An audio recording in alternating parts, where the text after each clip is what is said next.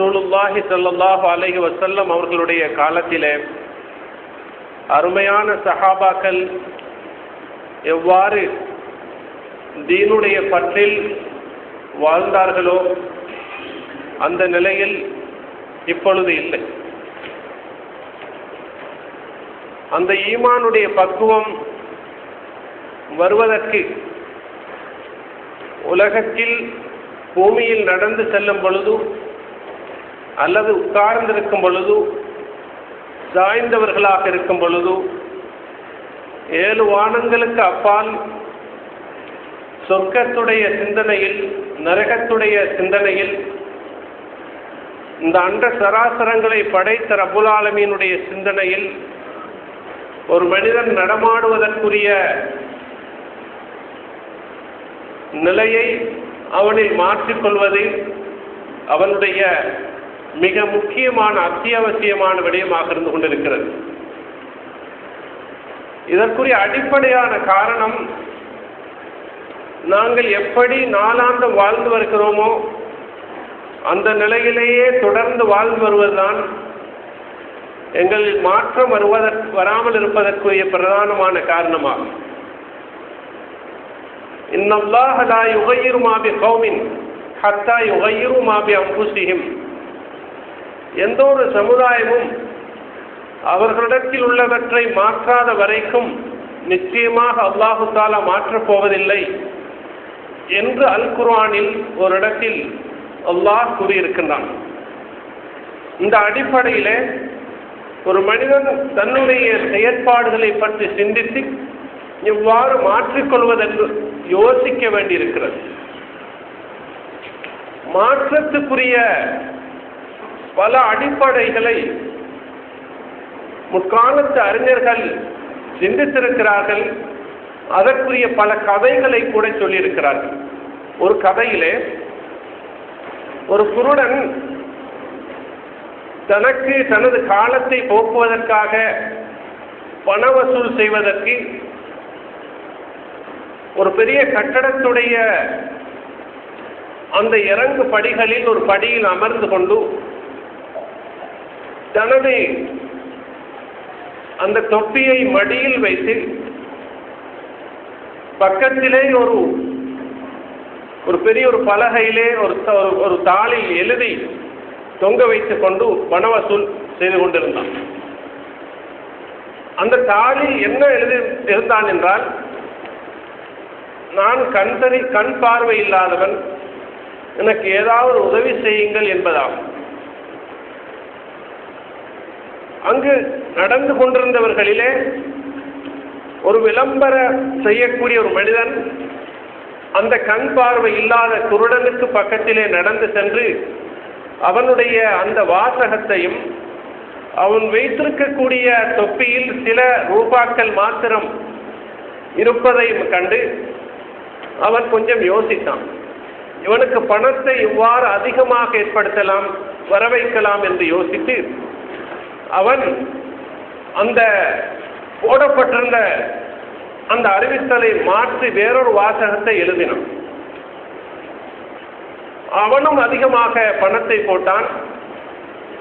சில மணித்தியாலங்களிலே அந்த கண் பார்வை இழந்தவருடைய தொப்பியில் நிறைய பணம் சேர்ந்தது.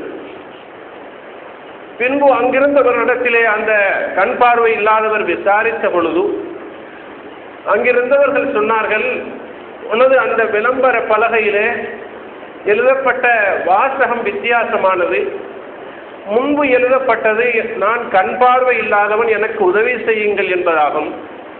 தற்பொழுது எழுதப்பட்டிருக்கிறது நாங்கள் இப்பொழுது வசந்த காலத்தில் இருக்கிறோம், இந்த வசந்த காலத்துடைய அழகான காட்சிகளை என்னால் பார்க்க முடியாதே என்று மாத்திரம்தான் எழுதப்பட்டிருந்தது.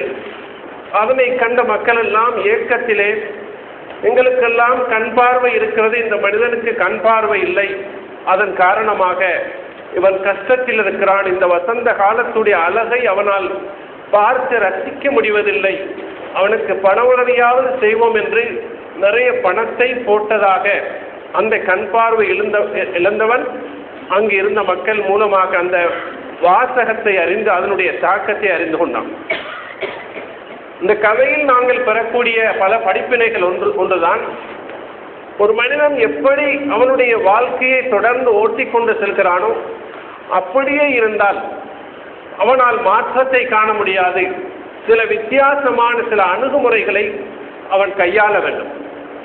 நான் கண் பார்வை இல்லாதவன் உதவி செய்யுங்கள் என்ற வாசகத்தை விட, நாங்கள் தற்பொழுது வசந்த காலத்தில் இருக்கிறோம், இந்த இயற்கையுடைய அழகை என்னால் ரசிக்க முடியவில்லையே என்ற ஏக்கத்தை உள்ளடக்கிய அந்த வசனத்தின் மூலமாக நிறைய பணம் சேர்ந்ததை நாங்கள் அவதானிக்கிறோம்.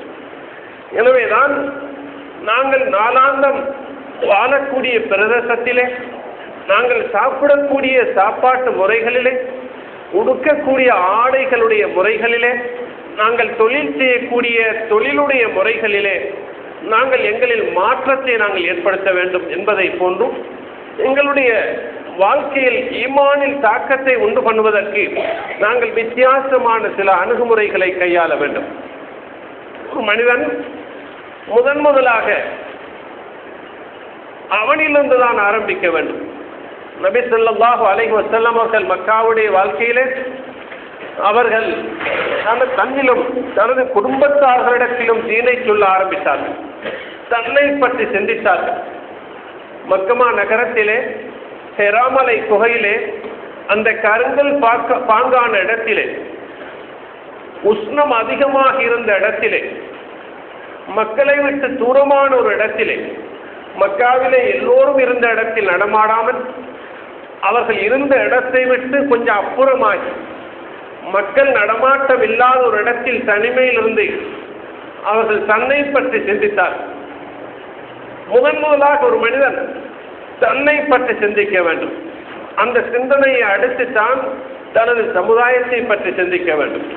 நபி ஸல்லல்லாஹு அலைஹி வஸல்லம் அவர்கள் தனிமையில் இருந்து சிந்தித்துக் கொண்டிருந்த நேரத்தில் தான் அவர்கள் முதிர்ச்சி நிலையை அடைந்து வானவர் ஜிப்ரீல் அலைஹிஸ்ஸலாம் அவர்கள்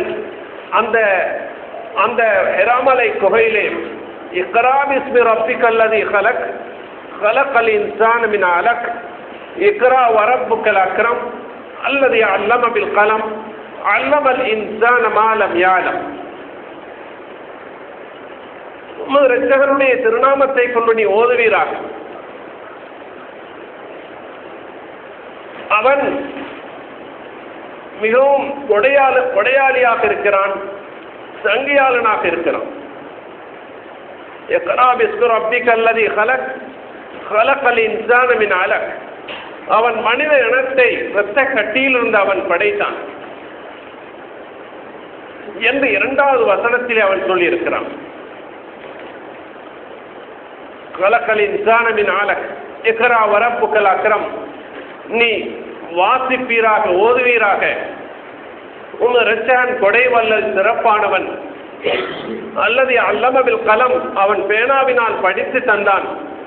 அல்லமல் இன்சான மாலம் யாலம், மனித இனத்துக்கு அவன் தெரியாதவற்றையெல்லாம் அவர்கள் தெரியாதவற்றையெல்லாம் படித்து கொடுத்தான் என்ற மிக முக்கியமான விடயத்தை அல்லாஹு தஆலா சொன்னதை எப்பொழுதும் நபி ஸல்லல்லாஹு அலைஹி வஸல்லம் அவர்கள் அந்த சமூகத்தை விட்டு தூரமாகி அந்த உயரமான இடத்தில் இருந்து இரவு பகலாக தன்னை பற்றி அவர்கள் சிந்தித்து தனது ஊர் மக்களை பற்றி சிந்திக்க ஆரம்பித்த பொழுதுதான் அப்படியான மாற்றத்துக்குரிய அந்த முதல் இறக்கப்பட்ட முதல் கட்டத்தில் இறக்கப்பட்ட அந்த சூரத்தில் அலக்கில் உள்ள 5 வசனங்களை அல்லாஹு தஆலா கொடுத்தான். ஒரு மனிதன் சீர்திருத்தத்தை பற்றி சிந்திக்கும் பொழுது முதலாவதாக தன்னை பற்றி கவலைப்பட வேண்டும். அங்கிருந்துதான் நபியே, உமது குடும்பத்தவர்களுக்கு தொழுகை கொண்டு ஏவுவீராக என்று சொன்ன அல்லாஹ் வஸ்தபிர் அலைஹா, நீ அதில் உறுதியாக இருப்பீராக என்று சொல்லியிருக்கிறான். ஒரு மனிதன் தான் தொழுகை உள்ளவனாக உறுதியாக இருக்கும் பொழுது அதனுடைய தாக்கம் அவனுடைய மனைவியிடத்திலே, அவனுடைய பிள்ளைகளிடத்திலே, அவனுடைய சுற்றுச்சூழலிலே அந்த ஈமானிய தாக்கம் ஏற்படுவதை நாங்கள் காண முடியும். முற்காலத்தில் ஒரு அரசன் இருந்தான். அந்த அரசனுடைய ஆட்சிக்குட்பட்ட பகுதிகள் மிக விசாலமானதாக இருந்தது. அந்த அரசன் கரடுமுரடான பாதையிலே நீண்ட பயணம் மேற்கொண்டு அனைத்து பகுதிகளையும் சுற்றி பார்ப்பதற்காக ஒரு திசையில் நடந்து சென்றான். அவன் சென்று வரும் பொழுது அவனுடைய காலுடைய அந்த பாதங்கள் எல்லாம் கடுமையாக வீங்கிவிட்டது. இந்த கரடுமுரடான பாதையில் நான் சென்று வந்ததன் காரணமாகத்தான் இப்படியான வீக்கம் ஏற்பட்டது என்று அறிந்து அவனுடைய மந்திரிகளிடத்தில் அவன் சொன்னான், எமது ஆட்சிக்குட்பட்ட இந்த பகுதிகளுடைய அனைத்து பாதைகளையும் தோள்களால் மூடுங்கள் என்று சொன்னான். ஆனால் அவனுடைய ஆலோசகர்களில் ஒருவன் சொன்னான், எங்களுடைய அனைத்து பாதைகளை மூட தேவையில்லை அரசரே, உங்களுடைய பாதத்தில் ஒரு தோல் துண்டை மாத்திரம் எடுத்து நீங்கள் போட்டுக்கொண்டால் அது போதுமானது என்று சொன்ன பொழுது அங்கிருந்துதான் இந்த பாதணிகளுடைய வரலாறு ஆரம்பமாகியது என்று வரலாற்றில் உள்ள வரலாற்று ஆய்வாளர்கள் சொல்கிறார். இதிலிருந்து நாங்கள் எதை அவதானிக்கிறோம் என்றால், ஒரு மனிதன் முழு உலகத்தையே சீர்திருத்துவதற்கு முயற்சிப்பதற்கு முற்பாடு அவனுடைய பாதங்கள், அதாவது அவன் தன்னிலிருந்து அந்த அரசன் அவனுடைய அந்த பாதத்தை தோளால் மூடுவதற்கு அவனுடைய அந்த பிரதேசத்திலே அந்த பாதைகளை மூட வேண்டிய அவசியம் ஏற்படவில்லை. ஒரு மனிதன் தன்னில் சீர்திருத்தத்தை ஆரம்பிக்கும் பொழுது அதனுடைய தாக்கங்கள் பல பகுதிகளுக்கு பரவக்கூடியதாக இருக்கும் என்பதை கவனத்தில் எடுக்க வேண்டும். நபி ஸல்லல்லாஹு அலைஹி வஸல்லம் அவர்கள் மக்கமா நகரத்திலே அந்த அரபு நாட்டுடைய எல்லா திசைகளில் உள்ள மக்களும் சிலை வணக்கம் புரிவதற்காக அந்த அல் மஸ்ஜிதுல் ஹராத்தை நோக்கி வந்தார்கள். நபி அவர்கள் தனிமையிலிருந்து கவலைப்பட்டார்கள். இந்த மக்கள் அல்லாஹ் அல்லாததை வணங்குகிறார்கள் என்று கவலைப்பட்டு அவர்கள் அந்த பிரதேசத்திலே அல்லாஹ்விடத்திலே அதிகமாக பிரார்த்தித்தார்கள். காலப்போக்கிலே அந்த சிலை வணக்கங்கள் எல்லாம் நீங்கிய அந்த நபிகளாருடைய கவலையை நாங்கள் உணர முடிகிறது.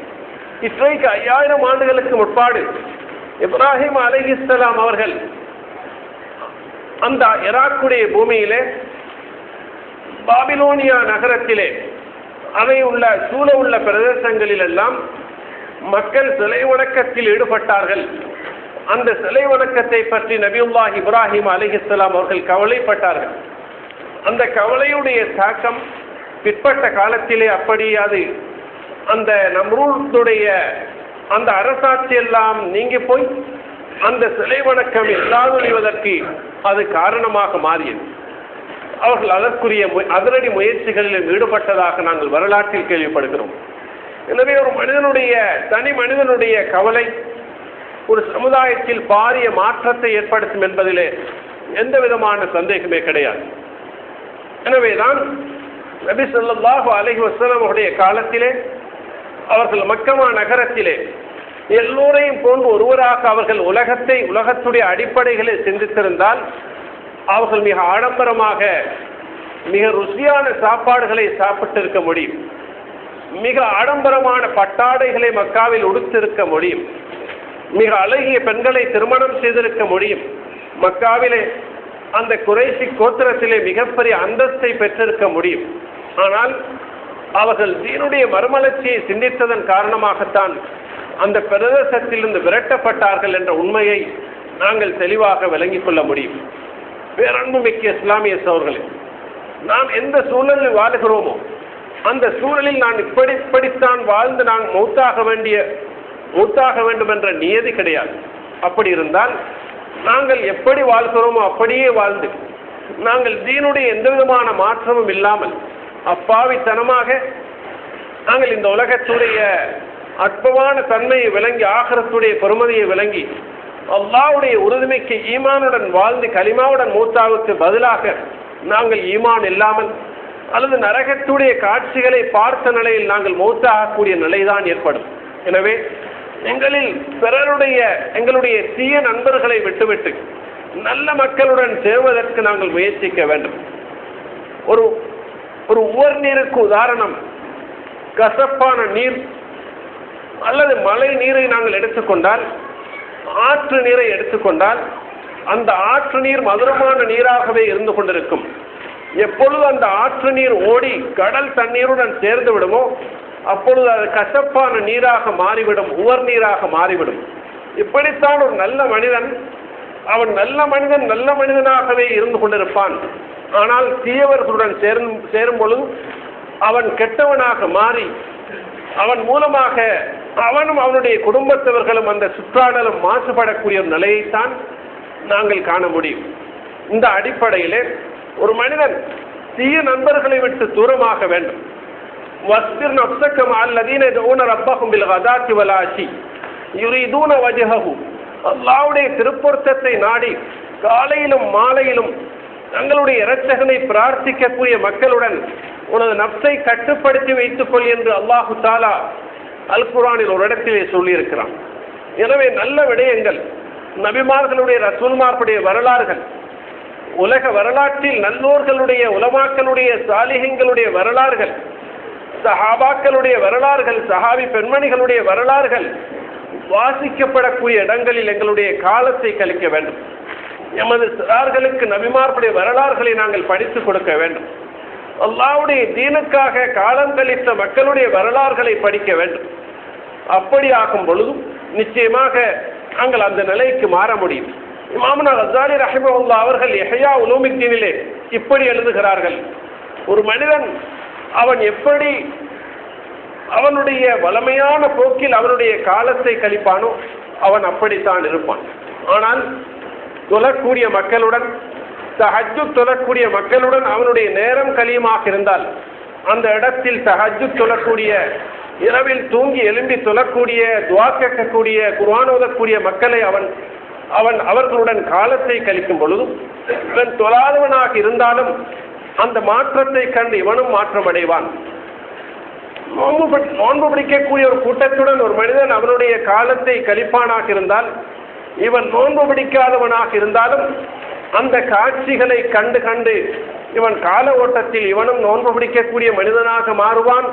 இது முகஸ்துதி அல்ல, உண்மையான மாற்றம் என்று அறிவு களஞ்சியம் இஹ்யா உலூமுத்தீனிலே ஹுஜ்ஜத்துல் இஸ்லாம் இமாமுனா கஸ்ஸாலி ரஹ்மஹுல்லாஹ் அவர்கள் சொல்லியிருக்கிறார்கள். இந்த அடிப்படையிலே தீய நண்பர்களுடன் வாழுவதை நாங்கள் எச்சரிக்கையாக எடுத்துக்கொள்ள வேண்டும். சோழர்களே, யௌம யஅல்லுல் ஸாலிமு அலா யதைஹி என்ற அல் குர்ஆனிலே உலகத்தில் அநியாயக்காரனாக இருந்த மனிதன் நாளை மறுமையிலே அவனுடைய கரங்களை கடித்து துப்புவானாம். ஒரு மனிதன் நகம் கடிக்கக்கூடிய கட்டம் எப்பொழுது வரும்? அவனுக்கு சிந்தனை அதிகரிக்கும் பொழுது. உண்மையில் ஒரு மனிதன் நகம் கடிக்கக்கூடாது, அதனுடைய அந்த நகத்திலிருந்து வெளியாகக்கூடிய நச்சுத்தன்மை அவனுடைய உடலுக்கு தீங்காக அமையும். ஆனால் நகம் கடிக்கக்கூடிய, கையை கடிக்கக்கூடிய கட்டங்கள் எல்லாம் ஒரு மனிதனுக்கு வருவது எப்பொழுதும் அவனுடைய உச்சகட்டமான நஷ்டத்தின் பொழுதுதான் ஏற்படும். நாளை மறுமையிலே அநியாயக்காரன் தனது கரங்களை அவன் அப்படியே கடித்து துப்புவான். நான் உலகத்தில் நல்லவர்களுடன் சேர்ந்திருக்க கூடாதா, தீயவர்களுடன் எனது காலம் கழிந்தது என்று அவன் நினைத்து கவலைப்பட்டு அவன் நஷ்டமடைவான், கையை கடித்து துப்புவான் என்று அல் குர்ஆனிலே அல்லாஹ்வுக்கு சுப்ஹானஹு வ தஆலா சொல்லக்கூடிய திருமறை வசனங்களை நாங்கள் கவனத்தில் கொள்ள வேண்டும். முற்காலத்திலே ஒரு மலையுடைய உச்சியிலே, ஒரு பெரிய மரத்துடைய உச்சியிலே ஒரு கழுகு கூடு கட்டி இருந்தது. அந்த கழுகு அதனுடைய கூட்டிலே முட்டையிட்டு இருந்தது. எப்படியோ ஒரு சூறாவளி வந்த நேரத்திலே காற்றடித்து அந்த மரத்துடைய உச்சியிலிருந்து, கழுகு கூட்டிலிருந்து அந்த முட்டை அப்படியே உருண்டு பாதுகாப்பாக வந்து ஒரு மிருதுவான ஒரு இடத்திலே மரக்கிளைகளிலே அந்த கொப்புகளுக்குள் விழுந்து மெதுவாக கோழிகள் வாழ்ந்து கொண்டிருந்த ஒரு இடத்திலே அந்த முட்டை வந்து அடைந்தது, உருண்டு வந்து அப்படியே சேர்ந்தது பாதுகாப்பாக. கோழிகள் எல்லாம் பார்த்தது, ஒரு கழுகுடைய ஒரு பிராந்துடைய முட்டை வந்திருக்கிறது, இந்த முட்டையை நாங்கள் பாதுகாப்பது எமது பொறுப்பு என்று எண்ணிக்கொண்டிருந்த நேரத்திலே ஒரு தாய்க்கோழி, ஒரு வயது முதிர்ந்த கோழி அந்த கழுகுடைய முட்டையை பாதுகாத்து வந்தது, அடை காத்தது. சில நாட்களின் பிற்பாடு அந்த முட்டையிலிருந்து ஒரு அழகான ஒரு கழுகு குஞ்சு வெளியாகியது. வெளியாகியதும் ஏனைய கோழி குஞ்சுகளுடன் சேர்ந்து அந்த கழுகும் அப்படியே கழுகு குஞ்சும் வளர்ந்து வந்தது. கழுகு குஞ்சு நினைத்தது நான் கோழி குஞ்சு என்பதாக. இப்படியே நாட்கள் சென்றதன் பிற்பாடு வானத்தில் கழுகு கூட்டங்கள் வட்டமிட்டு பறந்து கொண்டிருப்பதை இந்த கழுகு குஞ்சு கண்டு நானும் இதை போன்று பறந்தால் நல்லா இருக்குமே என்று முயற்சித்த பொழுது ஏனைய கோழிகள் எல்லாம் பரிகாசம் செய்தது. நீ வெறும் கோழிதான், நீ பருந்தல்ல, நான் பறக்க முடியாது என்று சொன்ன பொழுது அந்த கழுகு பறக்க எடுத்த முயற்சி அப்படியே விட்டு அப்படியே காலத்தை கழித்து கோழிகளை போன்று செத்து வாழ்க்கையை முடித்துக் கொண்டது. ஒரு மனிதன் வாழ்க்கையில் வரக்கூடிய வேட்கை, ஒரு உணர்வு, அந்த முயற்சியுடைய நாட்டங்கள் வரும் பொழுதும் அந்த முயற்சியை நோக்கி அவன் நகர வேண்டும். சோம்பேறிகளும் அல்லது எங்களுடைய முயற்சிகளை தடுக்கக்கூடியவர்களும் சொல்லக்கூடிய கருத்துக்களை கேட்டு அவனுடைய அந்த உண்மையான நிலையை அல்லது அவன் எடுத்த முயற்சியை விடக்கூடாது. ஒரு மனிதனை பொறுத்தவரையிலே அல்லாஹ்வுக்கு சுப்ஹானஹு வ தஆலா நபிகளாருடைய அந்த ஹதீஸ் ஊடாக உணர்த்துவதை போன்று குல்லு மௌலூதின் யூலது அலல் ஃபித்ரா, உலகத்தில் பிறக்கக்கூடிய ஒவ்வொரு குழந்தையும் புனிதமிக்க தீனுல் இஸ்லாத்தில் இயற்கையில் தான் பிறக்கிறது. ஒரு மனிதனுக்கு தனிமையில் இருக்கும் பொழுதும் நீ ஏன் இப்படி வாழ்கிறாய், ஈமானுடைய உணர்வில் நீ வாழக்கூடாதா, சொர்க்கத்துடைய சிந்தனையில் சொர்க்கத்துக்காக நீ தயாராக கூடாதா, நரகத்தை அஞ்சக்கூடாதா, உலகத்துடைய அற்பமான வாழ்க்கை அப்படியே முடிந்து விடுமே, நீ நீண்ட நாட்களாக கபரில் இருக்க வேண்டி வருமே, இந்த நிலையில் நீ எவ்வளவு காலம் தான் இருப்பாய், நீ உன்னை திருத்திக் கொள்ளக்கூடாதா என்ற உணர்வு ஒரு மனிதனுக்கு வாழ்க்கையிலே உலகத்தில் எல்லா கட்டங்களிலும் வராது, ஆனால் சில கட்டங்களில் வரும். அந்த கட்டங்கள் வரக்கூடிய நேரத்தில் ஒரு மனிதன் தன்னை திருப்பிக் கொள்வதற்கு, சொர்க்கத்தை நோக்கி திருப்பிக் கொள்வதற்கு அவன் முயற்சிக்க வேண்டும். சூரத்துல் முல்கிலே அல்லாஹு தஆலா இப்படி சொல்கிறான், அலம் யாத்திக்கும் நதீர், பாவிகளை பார்த்து நாளை மறுமையிலே அல்லாஹு தஆலா சொல்வானாம், அச்சமூட்டி எச்சரிக்கை செய்யக்கூடியவன் உன்னிடத்தில் வரவில்லையா? காலு பலா கத் ஜாஅனா நதீர். அவர்கள் சொல்லுவார்களாம், இல்லை நிச்சயமாக வந்தார்கள், நாங்கள் தான் பொய்ப்பித்தோம் என்று சொல்வார்களாம். அந்த நேரத்திலே அந்த நரகவாதிகளுக்கு கேடுண்டாகட்டும் என்று அல்லாஹு தஆலா சொல்கிறான். இது சூரத்துல் முல்கிலே அல்லாஹு தஆலா சொல்லக்கூடிய விடயம். உலகத்தில் ஒரு மனிதனுக்கு அவனுடைய வாழ்க்கையை திருத்திக் கொள்வதற்கு பல சந்தர்ப்பங்கள் வரும். உலகத்தில் பிறந்த முதல் வினாடியிலே அவனுடைய காதிலே, வலது காதிலே அதானும் இடது காதிலே இக்காமத்தும் சொல்லப்படுகிறது. அந்த மறுமையுடைய ஞாபகம் ஊட்டப்படுகிறது. அவன் உலகத்தில் வாழக்கூடிய நேரத்தில், அவன் சிறுமியாக இருந்த நேரத்திலே வீட்டிலே அந்த தாயும் தந்தையும் தொழுகிறார்கள், மற்றவர்கள் தொழுகிறார்கள், அல்லது அந்த தந்தையுடன் சேர்ந்து அவன் பள்ளிவாசலுக்கு செல்லக்கூடிய சில சந்தர்ப்பங்கள் வருகிறது. பருவ வயது அடைவதற்கு முற்பாடு ஒரு சிறு குழந்தைக்கு தொழ வேண்டும் என்ற கட்டாயம் அல்லாஹ் ஏற்படுத்தவில்லை. அவர்கள் அது விளையாட்டு காலம் என்று அல்லாஹு தஆலா மார்க்கத்துடைய சில கடமைகளில் சலுகை கொடுத்திருக்கிறான். முரு அவுலாதக்கும் பிஸ்ஸலாத்தி வஹும் அப்னாஉ ஸபஇன் வத்ரிபூஹும் அலைஹா வஹும் அப்னாஉ அஷ்ரின். உங்களுடைய குழந்தைகளுக்கு 7 வயதில் தொழும்படியாக ஏவுங்கள், 10 வயதில் தொழும்படியாக அடியுங்கள் என்று நபி அவர்கள் சொன்னார்கள். 7 வயதில் தொழும்படியாக ஏவுங்கள் என்றால் 7 வயதுக்கு முற்பட்ட காலம் அந்த குழந்தைகள் சந்தோஷமாக இருக்கட்டும், அவர்கள் இன்பமாக வாழக்கூடிய காலம்.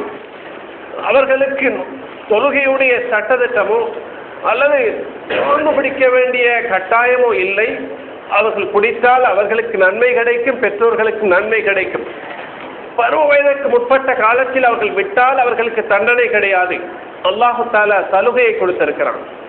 ஒரு மனிதன் வாழ்க்கையிலே கடைசி காலத்தை அடையும் பொழுது, 90 தாண்டும் பொழுது, சில நேரம் உடல் பலகீனமாக இருந்தால் 80களை தாண்டும் பொழுது, அவன் ஆரம்ப காலத்திலே கூடுதலாக அமல் செய்யக்கூடியவனாக இருந்தால் அவன் நாளாந்தம் தொழுகிறான், முன்பின் சுன்னத்துகளை தொழுகிறான், சுன்னத்தான நோன்புகளை பிடிக்கிறான், அவன் அவன் பரவான நோன்புகளை பிடிக்கிறான், அதிகமாக குர்ஆன் ஓதுகிறான், zikr செய்கிறான், அல்லாஹ்வுடைய தீனுடைய வேலைகள் ஈடுபடுகிறான், பல முயற்சிகளை செய்கிறான்.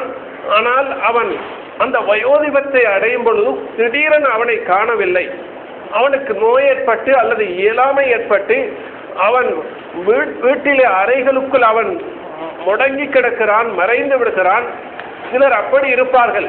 சமூகத்தில் நிறைய நடமாடுவார்கள், கொஞ்ச காலம் அவர்களை காணவில்லை, அவர்கள் மரணிக்கவில்லை, ஆனால் நோயாளிகளாக இருக்கிறார்கள் அல்லது வயோதிபம் என்ற நோய்க்குள் அகப்பட்டிருக்கிறார்கள். அவர்கள் வீடுகளில் அவர்கள் தேங்கி கிடப்பார்கள். சமுதாயம் அவர்களை மறந்துவிடும், அல்லாஹு தஆலா அவர்களை மறக்க மாட்டான். நபி ஸல்லல்லாஹு அலைஹி வஸல்லம் அவர்கள் சொன்னார்கள், ஒரு மக்களிலே சிறந்தவன் யார் என்று சொன்னால் நீண்ட ஆயுள் கிடைத்து அதிகமாக அமல் செய்தவன். மனிதர்களில் ஆக கெட்டவன் யார் என்று சொன்னால் நீண்ட ஆயுள் கிடைத்து அவன் அதிகமாக பாவம் செய்தவன் என்று ரஹ்மத்துல் லில் ஆலமீன் ஸல்லல்லாஹு அலைஹி வஸல்லம் அவர்கள் சொன்னார்கள். எனவே சிறுபிராயத்தில் ஒரு மனிதனுக்கு மார்க்க கடமைகள் இல்லாததை போன்று வயோதிபத்தில் ஒரு மனிதன் இயலாத நிலையை அடையும் பொழுது அவனுடைய வாலிபத்தில் செய்த அமல் அவனால் ஏழுமான காலத்தில் செய்த அமல்களை போன்று அவனுடைய வயோதிபத்திலும் அல்லாஹு தஆலா அந்த நன்மையை அப்படியே தொடர்ந்து கொடுத்து கொண்டிருப்பதானது அல்லாஹ்வுடைய அருளுக்குரியதாகும். எனவே ஒரு மனிதன் இந்த வாலிப காலத்திலும் அவனுடைய நடுத்தர வயதிலும் அவனுடைய இயலாமை காலம் வருவதற்கு முற்பாடு அவன் அல்லாஹ்வுடைய தீனின் பக்கம் விரைவதற்கு முயற்சிக்க வேண்டும். வஸாரிஉ இலா மக்ஃபிரத்தின் மின் ரப்பிக்கும் வ ஜன்னத்தின் அர்துஹா ஸமாவாத்து வல் அர்த். உங்களுடைய இரட்சகனுடைய மன்னிப்பின் பக்கம் நீங்கள் விரையுங்கள். அல்லாஹு தஆலா உடைய சொர்க்கத்தின் பக்கம் நீங்கள் விரையுங்கள். அந்த சொர்க்கத்துடைய அகலம் வானங்களுடைய பூமியுடைய அளவு என்று அல்லாஹு தஆலா சொல்லி இருக்கிறான். ஒரு மனிதன் தாயுடைய கருவறையில் இருக்கும் பொழுது ஒரு சிறிய உலகத்தில் தான் இருக்கிறான். பின்பு இந்த உலகத்திலே விசாலமான உலகத்துக்கு வருகிறான். பின்பு அவனுடைய கபரிலே சுருக்கமான உலகத்தில் இருக்கிறான்.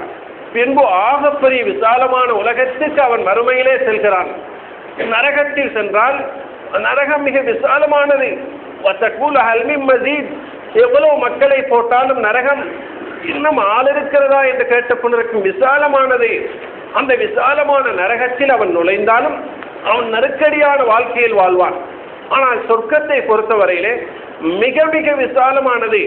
அவனுடைய உள்ளங்கள் விசாலமாகும், அவனுடைய சந்தோஷங்கள் விசாலமாகும், அவனுடைய அந்த சொர்க்கலோக வாழ்க்கை விசாலமானது, அது முடிவே இல்லாதது. எனவே இந்த உலகத்திலே அவனுடைய தாயுடைய கருவறையில் சின்ன ஒரு உலகத்திலிருந்து விட்டு இந்த உலகத்துக்கு வந்த மனிதன் இந்த உலகத்தையும் சின்ன உலகமாக அவன் மாற்றிக்கொள்ளக்கூடாது. குல் சீரு ஃபில் அர்த். அல்லாஹு தஆலா குர்ஆனில் ஒரு இடத்தில் சொல்கிறான், பூமியில் நீங்கள் பரவலாக செல்லுங்கள் என்று சொல்லி இருக்கிறான். நாங்கள் எந்த கிராமத்தில் பிறந்தோமோ அந்த கிராமத்திலேயே எங்களுடைய வாழ்க்கையில் 20 வருடங்கள் 30 வருடங்கள் 50 வருடங்கள் 70 வருடங்கள் இந்த சின்ன கிராமத்திலேயே நாங்கள் எங்கும் செல்லாமல் இந்த பிரதேசத்திலேயே நாங்கள் வாழ்க்கையில் ஒரு விதமான முறையை அமைத்துக் கொண்டு காலையில் எழும்பினால் நாங்கள் பிளேண்டி அல்லது டீ குடிப்பது, காலை சாப்பாடு சாப்பிடுவது, பகல் சாப்பாடு சாப்பிடுவது, அந்தியா சூரியன் மறையும் பொழுது தொழிலை விட்டு வீட்டுக்கு வருவது, இப்படி இரவு சாப்பாடு சாப்பிடுவது, பின்பு தூங்குவது, இப்படியே எங்களுடைய வாழ்நாளை கழித்து முடிக்கக்கூடாது. சகோதரர்களே, ஈமானுடைய பிரயாணங்கள் நாங்கள் செய்ய வேண்டும். இந்த உலகம் விசாலமான உலகம். குல் சீரு ஃபில் அர்த். அல்லாஹு தஆலா சொல்கிறான், பூமியில் நீங்கள் பரவலாக செல்லுங்கள், அங்குமெங்கும் பயணம் சென்று பாருங்கள், நபிமார்கள் வாழ்ந்த இடங்களை பாருங்கள், ரசூல்மார்கள் வாழ்ந்த இடங்களை பாருங்கள், பல வித்தியாசமான இடங்களுக்கு சென்று ஈமானுடைய பயணங்களை செய்யுங்கள். அந்த இடங்கள் எல்லாம் உங்களுக்கு சாட்சி சொல்லும். ஒரு மனிதன் அவனுடைய கிராமத்திலேயே அவனுடைய காலத்தை கழிப்பதற்கு முயற்சிக்க கூடாது. அல்லாஹ்வுடைய தீனுக்காக அங்குமெங்கும் பயணம் செய்ய வேண்டும். நபிமார்களுடைய வரலாறுகளை நீங்கள் படித்து பாருங்கள். எந்த ஒரு நபியும் அதே இடத்திலிருந்து காலத்தை கழித்து முடிக்கவில்லை. அவர்கள் பல ஊராக பல பிரதேசமாக அல்லாஹ்வுடைய தீனுடன் அவர்கள் எடுத்து சுற்றினார்கள். அல்லாஹ் தஆலா அல் குர்ஆனில் ஒரு இடத்திலே லிதுன்சிர பிஹி உம்மல் குரா வமன் ஹவுலஹா.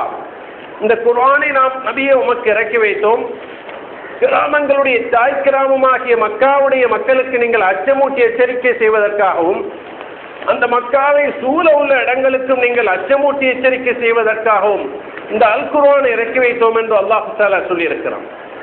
ஏன் அல்லாஹு தஆலா மக்காவில் உள்ள மக்களுக்கு மாத்திரம்தான் இந்த தீனை நீங்கள் சொல்வதற்காக இந்த குர்ஆனை இறக்கி வைத்தோம் என்று சொல்லவில்லை? வமன் ஹவுலஹா, அந்த மக்காவை சூழ உள்ள ஊர்களை ஏன் அல்லாஹ் மேற்கோள் காட்டினான் என்றால், அல்லாஹ்வுடைய தீனை பொறுத்தவரையிலே ஒரு மூமின் எந்த பூமியில் எந்த கிராமத்தில் அவன் வாழ்கிறானோ, பிறந்து வளர்கிறானோ, அந்த ஊரிலும் தீனுடைய அவன் பணியை செய்ய வேண்டும். பக்கத்தில் உள்ள ஊர்களிலும் தீனுடைய பணி செய்ய வேண்டும். நபிகளாருடைய சொந்த ஊர் மக்கமா நகரம், மக்கமா நகரத்திலும் தீனுடைய பணியை செய்ய வேண்டும். வமன் ஹவுலஹா, அந்த மக்காவை சூழ உள்ள ஊர்களிலும் தீனுடைய பணியை செய்ய வேண்டும் என்று அல்லாஹு தஆலா சொல்லியிருப்பதை நாங்கள் கவனத்தில் கொள்ள வேண்டும். நபி ஸல்லல்லாஹு அலைஹி வஸல்லம் அவர்கள் வாழ்ந்த காலத்தில் ஏன் அவர்கள் பக்கத்தூர் தாயிஃபுக்கு சென்றார்? ஏன் பக்கத்து நாடான அபிசீனியாவுக்கு முஸ்லிம்களை ஹிஜ்ரத் அனுப்பினார்கள்? ஏன் அவர்கள் மக்காவிலிருந்து அவர்கள் தீனுடைய மறுமலர்ச்சிக்காக மதீனா நகரத்தை நோக்கி சென்றார்கள்? 500 கிலோமீட்டர்களுக்கு அப்பால் உள்ள அந்த பாலைவன பூமியிலே கஷ்டப்பட்டு மக்கத்து முஷ்ரிக்குகள் கொண்டு விடுவார்கள் என்ற அச்சம் ஒரு பக்கம், அல்லாஹ்வுடைய தீன் உலகத்தில் செத்துவிடக்கூடாது, பரவ வேண்டும் என்ற ஒரு உணர்வு, இப்படியான கவனத்தில் தான் நபி ஸல்லல்லாஹு அலைஹி வஸல்லம் அவர்கள் கவலையுடன் அந்த மதீனா நகரத்துக்கு சென்று அல்லாஹ்வுடைய தீனை பரப்பினார்கள். வமா அர்ஸல்னாக இல்லா காஃபத்தல் லின்னாஸி பஷீரன் வ நதீரா வலக்கின்ன அக்ஸரன் நாஸி லா யஅலமூன். நபி ஸல்லல்லாஹு அலைஹி வஸல்லம் அவர்களை பார்த்து அல்லாஹ் தஆலா இப்படி சொல்கிறான், நபியே, முழு மனித சமுதாயத்துக்கும் உம்மை அச்சமூட்டி எச்சரிக்கை செய்யக்கூடியவராக, சொர்க்கத்தை கொண்டு நன்மாராயம் சொல்லக்கூடியவராக அனுப்பி இருக்கிறோம். ஆனால் மனிதர்கள் அதிகமான பேர் இதனை அறிய மாட்டார்கள் என்று அல்லாஹ் தஆலா சொல்கிறான். அப்படியானால் இந்த திருமறை வசனம் இறக்கப்பட்ட காலத்துடைய அந்த இடத்துடைய நிலைமையை நீங்கள் சிந்தித்து பார்த்தால், மக்காவிலும் மதீனாவிலும் சொந்த கூட்டத்தினாலேயே எதிர்க்கப்பட்டு, சொந்த நாட்டிலேயே அரபிய தீபகற்பத்தில் தீனை பரப்ப முடியாத சூழ்நிலையில் நபி அவர்கள் இருக்கும் பொழுதும், முழு உலகத்துக்கும் உன்னை நபியாக அனுப்பியிருக்கிறோம், முழு உலகத்துக்கும் நீ அச்சமூட்டி எச்சரிக்கை செய்ய வேண்டும், முழு உலகத்துக்கும் நீ சொர்க்கத்தை கொண்டு நன்மாராயம் சொல்ல வேண்டும் என்று அல்லாஹு தஆலா சொல்லியிருக்கிறான் என்றால், இந்த தீன் எவ்வளவு தூர நோக்கத்துடன் இறக்கப்பட்டது, இந்த தீன் முழு உலகத்திலும் எட்டி வைக்கப்பட வேண்டியது என்ற விடயத்தை அல்லாஹ் சொல்லியிருப்பதை நாங்கள் கவனத்தில் எடுக்க முடியும். பேரன்புமிக்க இஸ்லாமிய சகோதரர்களே, இந்த அடிப்படையில் நாங்கள் பார்க்கும் பொழுதும், ஒரு மனிதன் அவனுடைய மாற்றம் என்று சொல்லும் பொழுது தன்னிலிருந்து அவனுடைய மாற்றத்தை ஏற்படுத்த ஆரம்பிக்க வேண்டும். தன்னில் மாற்றம் வருவதாக இருந்தால், மாற்றத்துக்குரிய பல விடயங்கள் உலகத்தில் இருக்கிறது. உலகத்திலிருந்து பொருளாதார மாற்றம் வருவதற்காக எத்தனையோ முயற்சிகளை செய்கிறார்கள், சமூக மாற்றங்கள் வருவதற்காக எத்தனையோ முயற்சிகளை செய்கிறார்கள். ஆனால் தீனுடைய மாற்றம் வருவதற்காக முயற்சி செய்வதாக இருந்தால், அல்லாஹ்வுடைய குர்ஆனுடைய ஒளியில் நபிகளாருடைய வழியில் தான் அந்த முயற்சி செய்யப்பட வேண்டும். அப்படி செய்தால்தான் அந்த மாற்றம் ஏற்படும். உலகத்தில் இருக்கக்கூடிய பல லட்சக்கணக்கான பல்கலைக்கழகங்களில் எந்த ஒரு பல்கலைக்கழகத்திலும் ரூஹ் சம்பந்தமாக பாடம் நடத்தப்படுவது கிடையாது. நபியே, உம்மிடத்தில் அந்த மக்கள் ரூஹை பற்றி, ஆத்மாவை பற்றி கேட்கிறார்கள். நீ சொல்லும் அது எனது இரட்சகனுடைய கட்டளையில் உள்ளதாகும். ரூஹை பற்றிய ஆய்வு செய்யப்படுவது உலகத்தில் எத்தனையோ விஞ்ஞானத்திலும் தொழில்நுட்பத்திலும் எத்தனையோ துறைகளிலே கொடிகட்டி பறக்கக்கூடிய பல்கலைக்கழகங்களிலே ரூஹு சம்பந்தமான ஆய்வுகள் செய்யப்படுவது கிடையாது. தீனுல் இஸ்லாத்தை பொறுத்தவரையிலே ரூஹு சம்பந்தமாக ஆய்வு செய்கிறது. ஏன் ரூஹு சம்பந்தமாக ஆய்வு செய்ய வேண்டும் என்றால், ஆலமுல் அர்வாஹிலே இந்த உடல்கள் இருக்கவில்லை, மனிதனுடைய உயிர்கள் தான் இருந்தது. ஒரு மனிதன் இந்த உலகத்தில் இந்த தண்ணீராலும், இந்த தாவர வஸ்துக்களாலும், இந்த இறைச்சி வகைகளாலும், உலகத்தில் உள்ள இந்த இயற்கையான வஸ்துக்களால் உருவாக்கப்பட்ட இந்த மனிதனுடைய உடம்பு இருக்கிறதே, அது மண்ணறையில் வைக்கும் பொழுது அப்படியே மண்ணோடு மண்ணாக சென்றுவிடும். ஆனால் அவனுடைய ஒரு மனிதன் அவனுடைய ரூஹு கைப்பற்றப்படும் பொழுதும், ஒரு மனிதன் மரணித்த உடனே சில நிமிடங்கள் அவனுடைய நிலை குத்திய நிலையில் அவனுடைய பார்வை இருக்கும். அந்த பார்வை எதை பார்க்கிறது என்றால், ஒரு மனிதனுடைய ரூஹ் போனதன் பிற்பாடு அவனுடைய கண் உடனடியாக செத்து விடுவதில்லை. சில நிமிடங்கள் அவனுடைய கண் உயிருடன் தான் இருக்கும். அந்த உயிருடன் இருக்கக்கூடிய நிலையிலே அந்த கண்கள் எதை பார்த்து கொண்டிருக்கிறது என்று சொன்னால், ஒரு மனிதன் அவனுடைய ரூஹ் கைப்பற்றப்பட்டு போகும் பொழுதும் அவனுடைய ரூஹை அப்படியே இயக்கத்துடன் பார்த்து கொண்டிருக்கும். நரகத்துடைய சொர்க்கத்துடைய காட்சிகளை பார்த்து கொண்டிருக்கும். எனவேதான் இந்த ரூஹ் அழிவது கிடையாது அவர்களே. கபரில் அந்த ரூஹ் மீண்டும் வரும். நாளை மறுமையிலே அந்த ரூஹ் வந்துவிடும். இந்த உலகத்துள்ள உடல் இல்லாத வேறொரு மிகப்பெரிய ஒரு உடலை அல்லாஹ் தஆலா அந்த ரூஹுக்கு ஃபிட் பண்ணுவான். இது மிக தெளிவான விடயம். ஆலமுல் அர்வாஹில் இருந்த உயிர் தற்காலிகமாக மனிதனுடைய இந்த பூதங்களால் உருவாக்கப்பட்ட உடலிலே புகுத்தப்பட்டு பின்பு அவன் மரணிக்கும் பொழுது அந்த ரூஹ் அப்படியே கலட்டப்பட்டு அந்த உடல் கபரிலே வைக்கப்பட்டதன் பிற்பாடு மீண்டும் கொடுக்கப்பட்டு நாளை மறுமையிலே அந்த ரூஹுக்கென்ற பிரத்யேகமான வேறொரு பொடியை கொடுப்பான். உலகத்தில் ஒரு மனிதன் அவனுடைய கைகளை பார்த்து சிந்தித்த கட்டங்கள் உண்டா? அவனுடைய கால்களையும் அவனுடைய உறுப்புகளில் உள்ள ஒவ்வொரு பகுதியையும் கவனமாக சிந்தித்த கட்டங்கள் உண்டா? கிடையாது. அப்படி சிந்திப்பதுவே குறைவு. இது அவனுக்கு ஏதோ ஒரு உடலை அல்லாஹ் கொடுத்திருக்கிறான், அதில் உயிர் இருக்கிறது. அவன் உலகத்தில் அவனுடைய சாப்பாட்டுடைய, குடிப்புடைய, ஏனைய ஆடைகளுடைய, குடியிருக்கக்கூடிய வீட்டுடைய, ஏனைய உலகத்துடைய இன்பங்களை கழிப்பதில் அவன் காலத்தை கழிக்கிறானே அல்லாமல் ஒரு மனிதன் அவனுடைய உடலுறுப்புகளை கவனமாக பார்ப்பது கிடையாது. அவனுடைய உடலுறுப்புகளில் உள்ள உள்ளுறுப்புகளை பார்ப்பது கிடையாது. ஆபரேஷன் தியேட்டரிலே ஒரு மனிதனுடைய உள்ளத்தை கலட்டி வைக்கப்பட்டாலும் அந்த மனிதன் கூட அவனுடைய அந்த உள்ளத்தை பார்ப்பது கிடையாது. ஆனால் ரஹ்மத்துல் ஆலமீன் ஸல்லல்லாஹு அலைஹி வஸல்லம் அவர்கள் ஒரு மனிதனுடைய உடல் உறுப்புகளிலே ஆக பெருமதியான உறுப்பாகிய அவனுடைய உள்ளத்தை பற்றி சிந்திக்கும்படியாக சொல்லியிருக்கிறார்கள். அதை சீர்திருத்தும்படியாக சொல்லியிருக்கிறார்கள். அல் குர்ஆனிலே அல்லாஹு தஆலா லிம ஷஹித்தும் அலைனா, அந்த மனிதனுடைய உடல் உறுப்புகள் எல்லாம் நாளை மறுமையிலே பேசும். அவனுடைய உறுப்புகள் பேசும் பொழுது அந்த மனிதன் கேட்பானாம், நீங்கள் ஏன் எனக்கு எதிராக சாட்சி சொன்னீர்கள்? அந்த உறுப்புகள் எல்லாம் சொல்லுமாம், அன்தகனல்லாஹு அல்லதி அன்தக குல்ல ஷை, அனைத்து வஸ்துக்களையும் பேச வைத்து அல்லாஹ் எங்களை பேச வைத்தான் என்று அந்த உறுப்புகள் சொல்லுமாம்.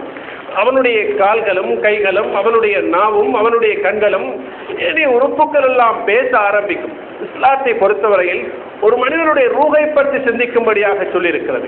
அந்த ஆத்மா சீர்திருத்தம் பெறுவதற்காக அந்த ஆத்மாவை சொர்க்கத்துடைய ஒளியிலே, நபிமார்களுடைய வாழ்க்கையுடைய பிரகாசத்திலே, குர்ஆனுடைய ஒளியிலே, அந்த சஹாபாக்களுடைய வாழ்க்கையுடைய அடிப்படையிலே ஒரு மனிதன் அவனுடைய உயிரை பயிற்றுவிக்க வேண்டும். உயிர் பயிற்றுவிக்கப்படும் பொழுது அவனுடைய உள்ளம் சீராகும் பொழுது அவனுடைய உடலுறுப்புகள் எல்லாம் அதன் பிரகாரம் நடக்க ஆரம்பிக்கும். இது சம்பந்தமான சீர்திருத்தத்துடைய முயற்சி கட்டாயமாக ஒவ்வொரு மனிதனும் செய்ய வேண்டும். அதன் பக்கம் ஒவ்வொரு மனிதனும் முயற்சிக்க வேண்டும். ஒரு தனி மனிதன் சீர்திருத்தும் பொழுது நிச்சயமாக அந்த ஊரிலே பாரிய மாற்றம் ஏற்படும், அந்த வீட்டில் மாற்றம் ஏற்படும், அவனுடைய அந்த சுற்றாடல் பாரிய மாற்றம் உண்டாகும். அல்லாஹ் சுப்ஹானஹு வ தஆலா அல் குர்ஆனிலே ஒரு இடத்தில் சொல்லும் பொழுது, இதா அரதனா அன்னுஹலிக கரியத்தன் அமர்னா முத்ர பிஹா ஃபஃபஸகு பிஹா வஹக்க அலைஹல் கௌலு ஃபதம்மர்னாஹா தத்மீரா, எந்த கிராமத்தையாவது நாங்கள் அழிக்க நாடினால் அந்த ஊரில் உள்ள ஆடம்பர வாழ்க்கை வாழக்கூடியவர்களை சாட்டி விடுவோம். அவர்கள் ஆடம்பரமாக வாழ்வார்கள், பாவம் செய்வார்கள். அந்த பாவத்துடைய தாக்கம் அந்த ஊரிலே அங்கமெங்கும் பரவும். அதன் மூலமாக அந்த ஊரை அழிக்க வேண்டிய நியதி ஏற்பட்டுவிடும். அப்பொழுது அந்த ஊரை நாங்கள் சுக்குநூறாக்கி அழித்து நாசமாக்குவோம் என்று அல்லாஹ் சுப்ஹானஹு வ தஆலா சொல்லியிருக்கிறார். அன்புள்ள இஸ்லாமிய சகோதரர்களே, நமது ஊர்களிலே அல்லாஹ்வுடைய ரஹ்மத் வர வேண்டும், அல்லாஹ்வுடைய ரஹ்மத் வர வேண்டும். எந்த கிராமத்து வாசிகளாவது அல்லாஹ்வுக்கு கட்டுப்பட்டு லவ் அன்னா அஹ்லல் குரா ஆமனு வத்தகவு லஃபதஹ்னா அலைஹிம் பரகாத்தின் மினஸ் ஸமாஇ வல் அர்த், எந்த கிராமவாசிகளாவது அல்லாஹ்வை உறுதியாக நம்பி அவர்கள் சாலிஹான அமல் செய்வார்களாக இருந்தால் வானத்துடைய பூமியுடைய பாக்கியங்களை திறந்து கொடுப்போம் என்று ரப்புல் ஆலமீன் 7 வானங்களுக்கு அப்பால் என்று சொல்லியிருக்கிறான். ஊர்கள் பிரகாசம் அடைவது, ஊர்கள் அபிவிருத்தி அடைவது கட்டடங்களால் மாத்திரம் அல்ல, அழகான கிணறுகளாலும் அல்லது அந்த குளங்களாலும் நதிகளாலும் அல்ல விதவிதமான பூமரங்களாலும் அல்லது வித்தியாசமான நிறங்கள் அடிக்கப்பட்ட அந்த கட்டடங்களாலும் பௌதிக வசதிகளாலும் அந்த ஊர்கள் சிறப்படைவது கிடையாது. அல்லாஹ்வுடைய பார்வையிலே அமெரிக்காவுடைய வாஷிங்டனும் ஜப்பானுடைய டோக்கியோவும் உலகத்தில் அபிவிருத்தி அடைந்த நாடுகளுடைய திட்டமிடப்பட்ட சிட்டிகளும் அல்லாஹ்வுடைய பார்வையில் சைபர். அல்லாஹ்வுடைய பார்வையில் கிராமங்கள் சிறப்பாக இருப்பது என்பது அந்த ஊர் மக்களிடத்தில் ஈமான் இருக்க வேண்டும், அந்த ஊர் மக்களிடத்திலே தக்குவா வர வேண்டும். நாங்கள் அதை பற்றி சிந்திக்க வேண்டும். இதைத்தான் நபி ஸல்லல்லாஹு அலைஹி வஸல்லம் அவர்கள் மக்காவில் இருந்து சிந்தித்தார்கள். மக்காவிலே செல்வம் இருந்தது, மக்கள் மத்தியிலே ஒட்டகங்களும் குதிரைகளும் ஆட்டு மந்தைகளும் பட்டி பட்டியாக அந்த மக்களிடத்தில் இருந்தது. திராட்சை தோட்டங்களும் ஈச்சம் தோட்டங்களும் இருந்தது. தங்கமும் வெள்ளியும் குவிந்து காணப்பட்டது. அந்த பகுதியில் நீரூற்றுக்கள் இருந்தன. பக்கத்தில் செங்கடல் இருந்தது. மக்கள் கடலுடைய பாக்கியங்களை பெற்றிருந்தார்கள். பல எத்தனையோ நன்மைகளை அந்த மக்கள் பெற்றுக் கொண்டிருந்தார்கள். அந்த குலப்பெருமைகள் இருந்தன. மக்களிடத்தில் செல்வம் இருந்தது. ஆடைகள் பட்டாடைகள் அணிந்தார்கள். விதவிதமான சாப்பாடுகளை சாப்பிட்டார்கள். இவைகள் எல்லாம் அல்லாஹ்வுடைய பார்வையிலே சைபர்.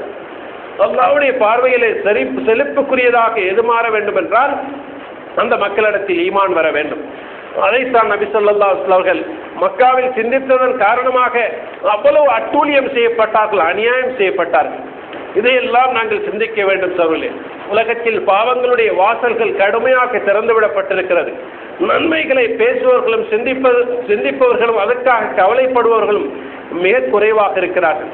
நாங்கள் சிந்திக்க வேண்டும். மனித சமுதாயத்திலே சிறுவர்களும் வாலிபர்களும் நடுத்தர வயதுள்ளவர்களும் ஏன் வயது முதிர்ந்தவர்களும் சிந்திக்க வேண்டிய காலகட்டத்தில் இருக்கிறோம். நாங்கள் அல்லாஹ்வுடைய தீனை பற்றி படிக்க வேண்டும். அல்லாஹ்வுடைய தீனின் பக்கம் நாங்கள் நகர வேண்டும். இந்த உலகத்திலே இஸ்லாம் ஒரு பயங்கரவாத ஒரு மார்க்கம், முஸ்லிம்கள் எல்லாம் பயங்கரவாதிகள் என்று, இஸ்லாத்துக்கு எதிராக இஸ்லாமோபோபியா என்று, இஸ்லாம் ஒரு பயங்கரமான மார்க்கம், முஸ்லிம்கள் இரக்கமில்லாதவர்கள் என்று உலகத்திலே பிரசாரம் முடுக்கிவிடப்பட்டிருக்கிறது. இஸ்லாத்தை பொறுத்தவரையில் அப்படி அல்ல. நபி ஸல்லல்லாஹு அலைஹி வஸல்லம் அவர்கள் ரஹ்மத்துல் லில் ஆலமீன், இன்னா அர்ஸல்நாக ரஹ்மத்தல் லில் ஆலமீன், நபியே உம்மை முழு சமுதாயத்துக்கும் அருளாக இரக்கம் காட்டக்கூடியவராக என்று அல்லாஹ் அனுப்பியிருக்கிறோம் என்று அல் குர்ஆனில் அல்லாஹு தஆலா சொல்லியிருக்கிறான். அந்த சமுதாயத்தில் உள்ளவர்கள் நாங்கள். ஒரு மனிதனுக்கு அழகிய வீடுகள் கட்டி கொடுப்பது, அழகிய திருமணங்கள் முடித்து வைப்பது, வயிற்று பசிக்கு சாப்பாடு வாங்கி கொடுப்பது, ஆடைகள் வாங்கி கொடுப்பது, ஒரு ஊருடைய தேவைக்குரிய வசதிகள் எல்லாம் செய்வது முஸ்லீம்கள் மாத்திரம் செய்யக்கூடிய வேலைகள் அல்ல. இன்று மாற்று மதத்தவர்கள் நிறைய செய்கிறார்கள். மனிதர்கள் உலகத்தில் சுகபோகமாக வாழ்வதற்கு அழகான வீடுகள் கட்டி கொடுக்கக்கூடிய பணிகளை, ஏனைய வாழ்க்கையுடைய வசதி வாய்ப்புகளை செய்து கொடுக்கக்கூடிய பணிகளை இந்த உலகத்தில் எல்லா நாடுகளும் செய்கின்றன. ஜப்பான் போன்ற நாஸ்திக நாடுகள் கூட, அல்லாஹ்வை நம்பாத நாஸ்திக நாடுகள் கூட ஒரு மனிதனுடைய வயிற்று பசிக்கும், அவனுடைய அழகிய ஆடைகளுக்கும், அவன் அழகிய வாழ்க்கை வசதிகளுடன் வீடுகளில் குடியிருக்க வேண்டும் என்றும் எத்தனையோ விஷயங்கள் எல்லாம் மக்கள் இந்த உலகத்தில் செய்கிறார்கள். நாங்கள் உலகத்துக்கு செய்ய வேண்டிய ஆகப்பெரிய பணி, அல்லாஹ் ரப்புல் ஆலமீன் தான் வணக்கத்துக்குரியவன். இந்த உலகத்துடைய வாழ்க்கை அற்பமானது. நீண்ட காலம் கபரில் நாங்கள் தங்க வேண்டி இருக்கிறது. நாளை மறுமையில் ஹயவான், நாளை மறுமையுடைய வாழ்க்கை தான் உயிரோட்டமானது, நிரந்தரமானது. அந்த வாழ்க்கைக்குத்தான் நாங்கள் தயாராக வேண்டும் என்ற ரகசியத்தை இந்த உலகத்துக்கு உரத்தி சொல்ல வேண்டிய பணி முஸ்லிம்களாகிய மீது இருக்கிறது. அதற்குரிய அடிப்படை ஒரு மனிதன் தன்னை திருத்திக் கொள்வதற்குரிய வாய்ப்பை ஏற்படுத்திக் கொள்வதுதான். ஒரு மனிதன் தன்னை திருத்திக் கொள்வதாக இருந்தால் அவன் வாழக்கூடிய சூழலில் இருந்து கொண்டு அவன் அந்த சீர்திருத்தத்தை செய்ய முடியாது. அவன் கொஞ்சம் நகர வேண்டும், வித்தியாசமான காற்றுக்களை சுவாசிக்க வேண்டும். ஒரு பிரதேசத்திலே வாழ்ந்து காலத்தை கழித்து முடிக்காமல், உலகம் விசாலமானது, விதவிதமான மரம் செடி கொடிகளை அல்லாஹ் வைத்திருக்கிறான். அந்த விதவிதமான மரம் செடி கொடிகளில் பட்டு வரக்கூடிய காற்றுக்களை ஒவ்வொரு இடங்களுக்கு போய் நாங்கள் சுவாசிக்க வேண்டும். ஈமானுடைய பயணத்தில் சென்று சுவாசிக்க வேண்டும். வித்தியாசமான விதவிதமான தண்ணீர்களை குடிக்க வேண்டும். ஒவ்வொரு பிரதேசத்தில் உள்ள கிணறுகளுடைய, ஆறுகளுடைய, நதிகளுடைய தண்ணீர்களை குடிக்க வேண்டும். வித்தியாசமான இடங்களில் நாங்கள் போய் சுஜூது செய்ய வேண்டும். அல்லாஹு தஆலாவுடைய அந்த மேலான தன்மையை உணர்ந்து, இந்த பலகீனமான அடியான் பூமியில் பல இடங்கள் இருக்கிறது. அந்த இடங்களுக்கெல்லாம் நாங்கள் சென்று எங்களுடைய காலடி செல்ல வேண்டும். ரௌஹத்துன் அவ் கத்வத்துன் ஃபீ ஸபீலில்லாஹி கைரும் மினத் துன்யா வமா ஃபீஹா. காலையிலோ மாலையிலோ அல்லாஹ்வுடைய பாதையில் நடந்து செல்வது, வெளியேறி செல்வது இந்த உலகத்தில் உள்ள வஸ்துக்களை விட சிறந்தது. லா யஹ்தியல்லாஹு பிக ரஜுலன் கைருல் லக மின் அய்யகுன லக மின் ஹுமுரின் நிஅம். லா யஹ்தியல்லாஹு பிக ரஜுலன் கைருல் லக மின் ஹுமுரின் நிஅம்.